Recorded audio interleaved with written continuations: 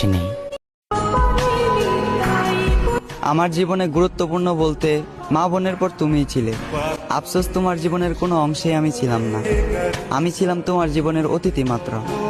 একটা সময় ভালো থাকার কারণ হলেও আজ আমি অবহেলার পাত্র।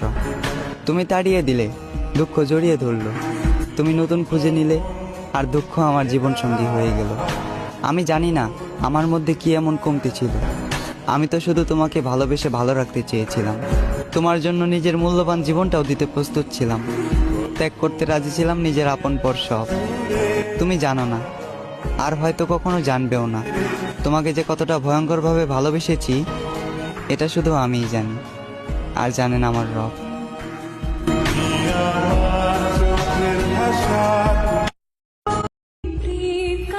কারো রূপের প্রেমে পড়লে তাকে ভুলে যাওয়া যায়, কিন্তু কারো মায়ায় পড়লে এই জীবনে মায়া কাটিয়ে ওঠা কখনোই সম্ভব নয়। সে আমার তেমনই এক মায়া, যাকে আমি এক মুহূর্তের জন্য ভুলে থাকতে পারি না। মনে শান্তি নাই,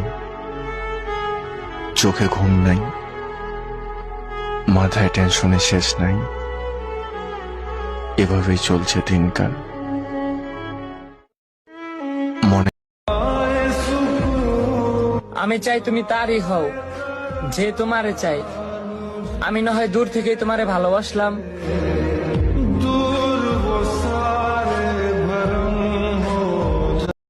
তোমাকে জড়িয়ে ধরে যদি বলতে পারতাম আমি তোমাকে ছাড়া সত্যি ভালো নেই, তাহলে মনের কষ্টটা একটু হালকা হতো। খুব ইচ্ছে করে তোমাকে জড়িয়ে ধরে বলি, বড্ড বেশি ভালোবাসি তোমায়, কখনো ছেড়ে যেও না আমায়। अकेले रहना सीख लो, क्योंकि जिंदगी में सबसे ज्यादा दर्द तब होता है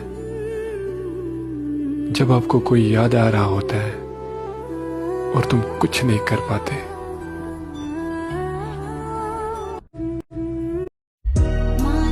আমি তোমার পিছনে ততদিন পড়ে থাকবো যতদিন তুমি একা থাকবে।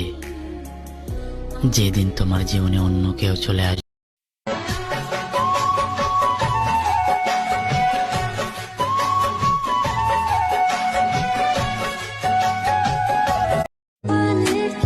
তোমাকে পাওয়ার স্বপ্নটা আয়নার মতো ছিল।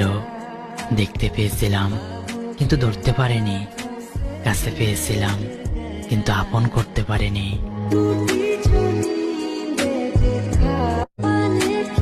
তোমাকে পাওয়ার স্বপ্নটা আয়নার মতো ছিল।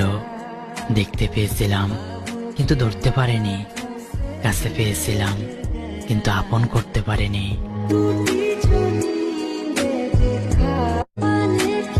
তোমাকে পাওয়ার স্বপ্নটা আয়নার মতো ছিল।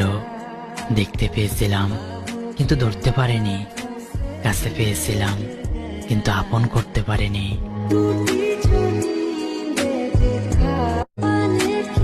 তোমাকে পাওয়ার স্বপ্নটা আয়নার মতো ছিল।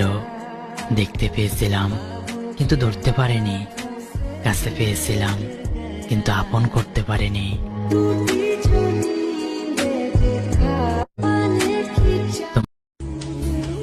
তুমি না কইছিলা আমারে কোনোদিনও সাইরা যাইবা না,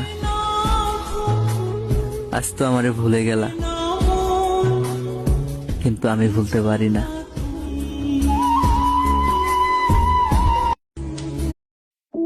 অপেক্ষা করেছিলাম, আসনি। মিস করেছিলাম, বুঝনি। আপনজন ভেবেছিলাম, মাননি।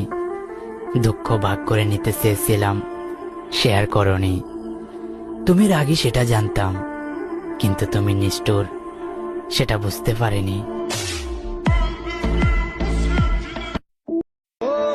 আমি তো পাথর না যে আমার কষ্ট হয় না, কষ্ট তো আমারও হয়, শুধু চিৎকার করে। জানি না কার দোকানে পড়ে আছে আমার কাফনের কাপড়, একটু যত্নে রাখিস ভাই, শরীরটা বেশি ভালো নাই, কখন জানি এই দুনিয়া ছেড়ে চলে যাই। কার জন্য কি করলাম, কার জন্য করলাম এত পাগলামি, আজ তার মুখ থেকে আমার নামে বদনাম শুনি। হয়তো আমি তোমার যোগ্য হতে পারিনি,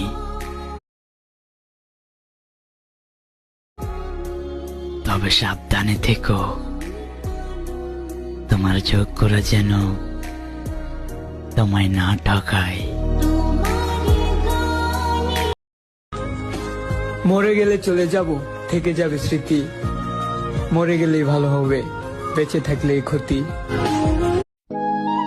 এই পৃথিবীতে সে সবচেয়ে বেশি ধোঁকা খায় যে নিঃসন্দেহ মানুষকে অন্ধের মতো বিশ্বাস করে।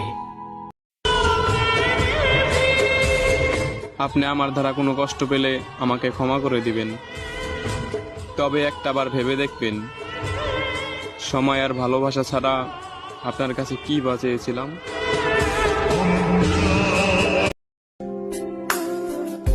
কবর আর কদর কেবল মারা গেলেই পাওয়া যায়, বেঁচে থাকতে শুধু দুঃখ আর মানুষের অবহেলা পাওয়া যায়।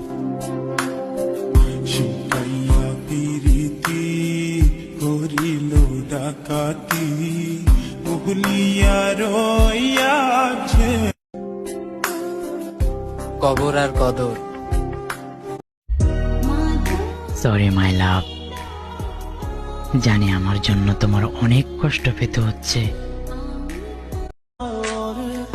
কাকে বলে যাব?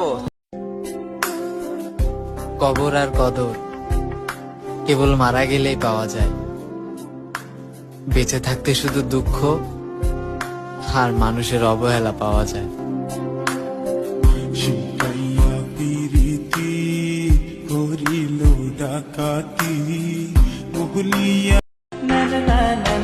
তুমি মুক্তি চাইলে তাই মুক্তি দিলাম, একসময় তুমি ভালোবাসতে চেয়েছিলে তাই ভালোবেসেছিলাম। দিলাম তো তোমায় সবকিছু, আমি কি পেলাম? কি পেলাম তবে শোনো। পেয়েছি আমি বিশ্বাস ভাঙার যন্ত্রণা, মিথ্যা ভালোবাসার যন্ত্রণা। মায়াবী তোমার চেহারা, যেটা ছিল মৃত্যুর থেকে ভয়ঙ্কর। ছিল না আমার ভুল, তবুও পেয়েছি তোমার ভুলের মাসুল।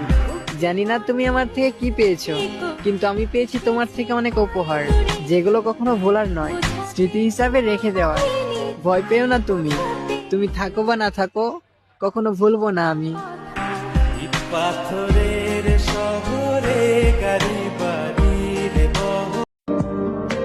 পুরুষ সৌন্দর্য খোঁজে না, তবে কবি নিজেও এক সুন্দরী নারীর প্রেমে পড়েছিলেন। আমি সৌন্দর্য খুঁজিনি, তবে কোনো এক শ্যামবর্ণের মায়াবী নারীর মায়ায় আমি পড়েছি। ভালোবাসা সৌন্দর্য দেখে হয় না, আর যারা সৌন্দর্য খোঁজে তারা ভালোবাসতে জানে না। নারী তুমি ফর্সা হও বা শ্যামলা, তুমি তো সেই পুরুষের চোখে বিশ্ব সুন্দরী, যেই পুরুষের চোখে তুমি এক মায়াবী নারী। পুরুষ সৌন্দর্য খোঁজে না, তবে কবি নিজেও এক সুন্দরী নারীর প্রেমে পড়েছিলেন। আমি সৌন্দর্য খুঁজিনি, তবে কোনো এক শ্যামবর্ণের মায়াবী নারীর মায়ায় আমি পড়েছি। ভালোবাসা আর বিরক্ত করব না তোমারে। একটা কথা মনে রেখো, আমি অনেক ভালোবাসি তোমারে, আমি ঠকাই নেই তোমারে।